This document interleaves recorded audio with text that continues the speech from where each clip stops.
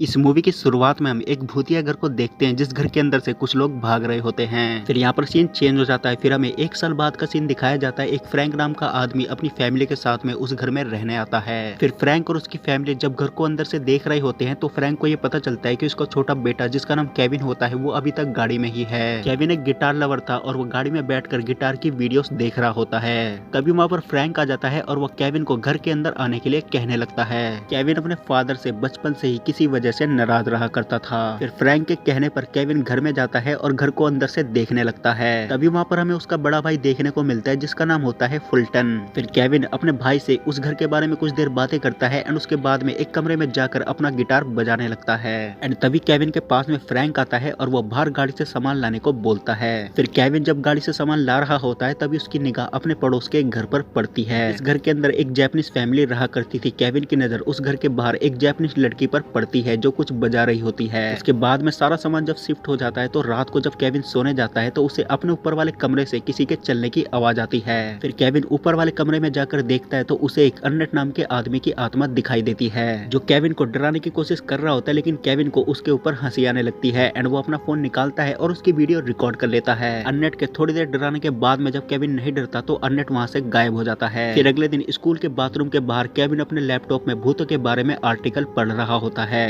तभी वहाँ पर उसको उसकी पड़ोस की जापानीज लड़की उसको आवाज देती है। उस लड़की का नाम जॉय होता है एंड वो केविन को बाथरूम के बाहर निगरानी रखने को बोलती है क्योंकि उस लड़की का नंबर किसी ने बाथरूम के अंदर लिख दिया था एंड वो उसको मिटा रही होती है। उसके बाद में केविन और जॉय की वहाँ पर अच्छी दोस्ती हो जाती है। फिर स्कूल से घर आने के बाद में केविन वापस अपने ऊपर वाले कमरे में जाता है एंड वहाँ पर वो दोबारा से अर्नेट को बुलाने की कोशिश कर रहा होता है। केविन के थोड़ी देर बुलाने के बाद में जब अर्नेट वहाँ पर नहीं आता तो केविन वहाँ पर गाना गाने लगता है। फाइनली केविन का गाना सुनकर अर्नेट वहाँ पर आ जाता है और इस बार अर्नेट उसको डराता नहीं बल्कि उसके बगल में आकर बैठ जाता है। फिर केविन उससे बातें करने की कोशिश करता है तो केविन को ये पता चलता है कि अर्नेट बोल नहीं सकता एंड साथ में कोई भी उसको हाथ नहीं लगा सकता, लेकिन वो चाहे तो वो लोगों को हाथ लगा सकता है। फिर केविन अर्नेट से वहाँ पर ये पूछता है क्या वो यहीं पर मरा था, जिसका जवाब देते हुए अर्नेट सर हिलाकर बोलता है कि वो यहाँ पर नहीं मरा था। एंड केविन को वहाँ पर ये भी पता चलता है कि अर्नेट को ये भी नहीं मालूम कि वो यहाँ पर कैसे आया और वो कहाँ पर मरा था। तभी वहाँ पर फुल्टन आ जाता है और फुल्टन की आने की आवाज सुनकर अर्नेट वहाँ से गायब हो जाता है। फुल्टन केविन से उसका फोन मांगता है क्योंकि उसका फोन उसकी मॉम ने ले लिया था। फिर केविन जब उसको फोन देने से मना करता है तो फुल्टन उसके साथ जबरदस्ती करने लगता है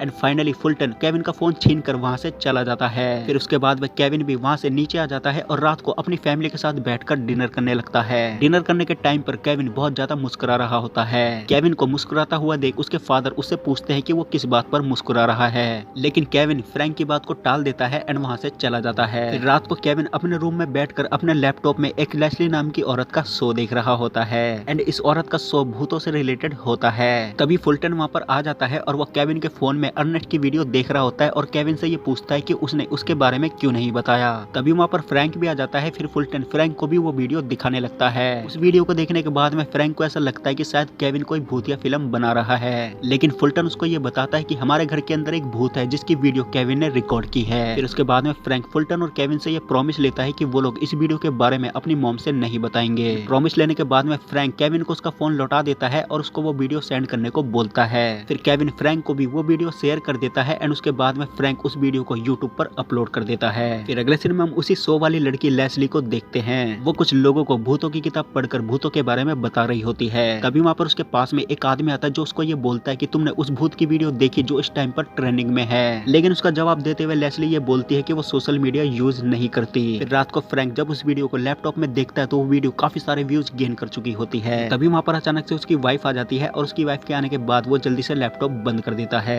फिर अगले दिन फुल्टन और फ्रैंक उसी रूम में जाते हैं और मोबाइल लेकर अर्नेस्ट को बुलाने की कोशिश कर रहे होते हैं, लेकिन उनके बुलाने से अर्नेस्ट तो नहीं आता लेकिन केविन आ जाता है। फिर केविन उन दोनों को ये बोलता है कि तुम लोग यहाँ पर उसका मजाक बना रहे हो। फिर फ्रैंक केविन को ही फोर्स करता है कि वो अर्नेस्ट को बुलाए। केविन अपना गिटार लेकर वही गाना गाने लगता है। थोड़ी देर बाद में वहाँ पर अर्नेस्ट आ जाता है। उसके आते ही फ्रैंक मोबाइल लेकर उसकी वीडियो रिकॉर्ड करने लगता है। तभी वहाँ पर उसकी वाइफ भी आ जाती है केविन का मोबाइल लेकर, क्योंकि उसने भी वो वीडियो देख ली होती है जो वीडियो केविन ने रिकॉर्ड की थी। एंड जब वो पीछे मुड़कर देखती है तो वहाँ पर वो अर्नेस्ट को भी देख लेती है। उसको देखते ही वो जोर जोर से चिल्लाने लगती है। उसके बाद वो सभी लोग वहाँ से नीचे आ जाते हैं। नीचे आने के बाद में फ्रैंक की वाइफ फ्रैंक को ये कह रही होती है कि वो इस घर को खाली करके जाना चाहती है। एंड फिर फ्रैंक उसको समझाने लगता है कि हमारे पास एक स्पेशल चीज है जिसकी वजह से हम रातों रात वायरल हो सकते हैं। लोग यूट्यूब पर तरह तरह की वीडियो अपलोड करके लाखों रुपए कमा कमा रहे हैं। एंड वहाँ पर वो अपनी वाइफ को इमोशनल होकर वो सारे सपने पूरे करने को बोलता है जो उसने प्रॉमिस किए थे। एंड इन्हीं प्रॉमिस को ना पूरा करने की वजह से केविन उससे हमेशा से नाराज रहा करता था। थोड़ी देर मनाने के बाद में फ्रैंक की वाइफ मान जाती है एंड उसके बाद में फ्रैंक उस वीडियो को अपलोड कर देता है जो उसने ऊपर रिकॉर्ड की थी। एंड वो वीडियो रातों रात वायरल हो जाती है। वो वीडियो इतनी ज्यादा वायरल हो जाती है कि लोग उस वीडियो के साथ टिकटॉक पर ड्यूट बनाने लगते हैं। एंड धीरे धीरे उस वीडियो की चर्चा पूरे देश में होनी शुरू हो जाती है। फिर एक दिन लेजली न्यूज देख रही होती है तो उसे न्यूज के अंदर उस वीडियो के बारे में पता चलता है। उसके बाद में लेजली अगले दिन एक आदमी के पास में जाती है जिस आदमी के कंपनी में उसने काफी साल पहले काम किया था।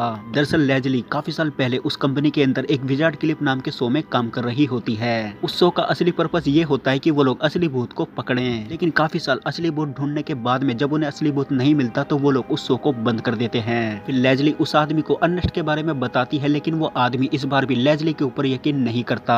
फिर अगले सीन में हम देखते हैं कि फ्रैंक के घर के सामने न्यूज रिपोर्टर्स की भीड़ लगी होती है। फ्रैंक से अर्नेस्ट के बारे में जानना चाहते थे। फिर अगले सीन में हम देखते हैं कि केविन अर्नेस्ट की याददाश्त वापस लाने के लिए कुछ चीजें उसको दिखाता है। लेकिन केविन के ऐसा करने के बाद भी अर्नेस्ट को वहाँ पर कुछ भी याद नहीं आता। उसके बाद में अर्नेस्ट एक खिड़की पर जाता है। वो खिड़की पर हेल्प लिखकर केविन से ये पूछता है कि वो उसकी मदद आखिर क्यों कर रहा है। जिसका जवाब देते हुए केविन उसको ये बोलता है कि तुम यहाँ पर फंसे हुए हो और फंसा होना किसी को भी पसंद नहीं है। फिर अगले दिन केविन स्कूल में बैठकर अर्नेस्ट के बारे में अपने लैपटॉप में पता करने की कोशिश कर रहा होता है। तभी वहाँ पर जॉय आ जाती है और वो फटाफट टाइपिंग करके अर्नेस्ट के बारे में डिटेल निकाल देती है जिसमें उन दोनों को ये पता चलता है कि एक दूसरा अर्नेस्ट नाम का आदमी है जो शायद इस अर्नेस्ट को जानता हो। फिर अगले सीन में हम देखते हैं कि फ्रैंक के घर में फ्रैंक का इंटरव्यू लेने एक फेमस रिपोर्टर आती है। फ्रैंक उसको ये प्रॉमिस कर देता है कि वो अर्नेस्ट को उन सब के सामने लाएगा। दूसरी तरफ हम देखते हैं कि केविन अर्नेस्ट को कुछ भूतिया वीडियोस दिखा रहा होता है एंड उसको ये बता रहा होता है कि वो भी न्यूज रिपोर्टर को ऐसे ही डराए। एंड केविन की बात मानकर अर्नेस्ट सेम वैसा ही करता है। वो चलते शो में सभी को वहाँ पर डराने लगता है। अर्नेस्ट से डरकर वहाँ से सभी लोग भाग जाते हैं। फिर अगले सीन में हम देखते हैं कि लेजली के पास में उसी आदमी का फोन आता है और वो लेजली के साथ में दोबारा से काम करने को रेडी हो जाता है। फिर यहाँ पर सीन चेंज हो जाता है। फिर अगले सीन में हम देखते हैं कि जॉय केविन को एक लेटर देती है जिस लेटर के अंदर दूसरे वाले अर्नेस्ट के बारे में लिखा होता है। अगले सीन में हम देखते हैं कि लेजली फ्रैंक के घर में जाती है एंड उसे अपने बारे में बताती है एंड साथ में वो अर्नेस्ट को पकड़ने के बारे में बातें करने लगती है। दूसरी तरफ हम देखते हैं कि जॉय और केविन अर्नेस्ट को इस घर से बाहर जाने को कहने लगते हैं। फिर उसकी बातों का जवाब देते हुए अर्नेस्ट सर हिलाकर ये बोलता है कि वो इस घर से बाहर नहीं जा सकता। फिर केविन और जॉय उसको इस घर से बाहर निकलने के लिए मोटिवेट करने लगते हैं। अर्नेस्ट उन दोनों की बात मान लेता है और घर से बाहर निकलने की कोशिश करता है एंड वो सक्सेसफुली उस घर से बाहर निकल जाता है। दरअसल अर्नेस्ट को ऐसा लगता था कि वो हमेशा उसी घर में कैद रहेगा और वो उस घर से बाहर कभी नहीं निकल सकता। वहीं दूसरी तरफ हम देखते हैं कि फ्रैंक लेजली को अपने घर से बाहर जाने के लिए कहने लगता है क्योंकि वो ये नहीं चाहता था कि कोई भी अर्नेस्ट को पकड़े। अगले सीन में हम देखते हैं कि जॉय, केविन और अर्नेस्ट जब उस घर से बाहर निकल रहे होते हैं तो घर के बाहर खड़े सभी लोग उन तीनों को देख लेते हैं। वो सभी लोग उन तीनों को पकड़ने के लिए उनके पीछे भागने लगते हैं। फाइनली वो तीनों उन लोगों से काफी दूर भाग जाते हैं। उसके बाद केविन और जॉय एक क्लब में जाते हैं जिस क्लब के अंदर दूसरा वाला अर्नेस्ट काम किया करता था। उस क्लब में काम कर रही एक लड़की उन दोनों को एक फोटो देती है जिस फोटो के अंदर पहले वाला अर्नेस्ट और ये वाला अर्नेस्ट दोनों साथ में होते हैं। फिर इस फोटो को देखने के बाद में उन दोनों को एक कंफर्म हो जाता है कि ये दोनों अर्नेस्ट एक दूसरे को जानते हैं एंड वो लड़की केविन को देखकर पहचान जाती है कि ये वही लड़का है जिस लड़के के घर के अंदर एक भूत है। उसके बाद में केविन और जॉय उस क्लब से बाहर आ जाते हैं और बाहर आकर देखते हैं तो अर्नेस्ट एक छोटी बच्ची को झूला झूलते हुए देख रहा होता है। उसे वहाँ पर थोड़ा थोड़ा अपनी बेटी के बारे में याद आने लगता है। तभी वहाँ पर कुछ लोग अर्नेस्ट को देख लेते हैं और देखने के बाद उससे डरने लगते हैं। कुछ लोग वहाँ पर अर्नेस्ट की वीडियो बना लेते हैं और वो सोशल मीडिया पर डाल देते हैं एंड उस वीडियो को लेजली देख लेती है। फिर अगले सीन में हम देखते हैं कि फ्रैंक और उसकी फैमिली जब रात को अपने घर में सो रहे होते हैं तो उनके घर में चोरी से लेजली अपने कुछ आदमियों के साथ में घुस जाती है। वहाँ पर वो आदमी भी आ जाता है और वो फ्रैंक से ये बोलता है कि अगर तुम अपनी खैरियत चाहते हो तो जैसा हम बोलते हैं सेम वैसा ही करो। दूसरी तरफ हम देखते हैं कि केविन, जॉय और अर्नेस्ट दूसरे वाले अर्नेस्ट को ढूंढने के लिए निकल पड़ते हैं। रास्ते में केविन गाड़ी को रोककर एक दुकान पर जाता है एनर्जी ड्रिंक लेने के लिए एंड वहाँ पर टीवी में एक न्यूज चल रही होती है जिस न्यूज के अंदर केविन के फादर ये कह रहे होते हैं अर्नेस्ट ने उसके बेटे केविन को किडनैप कर लिया है। ये देखकर केविन को अच्छा नहीं लगता एंड उसके बाद जैसे ही वो ड्रिंक लेकर वहाँ से जा रहा होता है वहाँ पर पुलिस आ जाती है। लेकिन अर्नेस्ट की मदद से वो लोग पुलिस वालों से बच जाते हैं एंड वहाँ से भाग जाते हैं। फाइनली वो लोग उस अर्नेस्ट के पास में पहुंच जाते हैं जिस अर्नेस्ट को वो लोग ढूंढ रहे होते हैं। वहाँ पर वो अपनी वाइफ के बारे में केविन को बताता है कि उसकी वाइफ को एक खतरनाक बीमारी है जिसके कारण वो चल फिर नहीं सकती। साथ में वो अर्नेस्ट के बारे में ये बताता है कि उसका असली नाम रैंडी है एंड हम दोनों बहुत अच्छे दोस्त हुआ करते थे।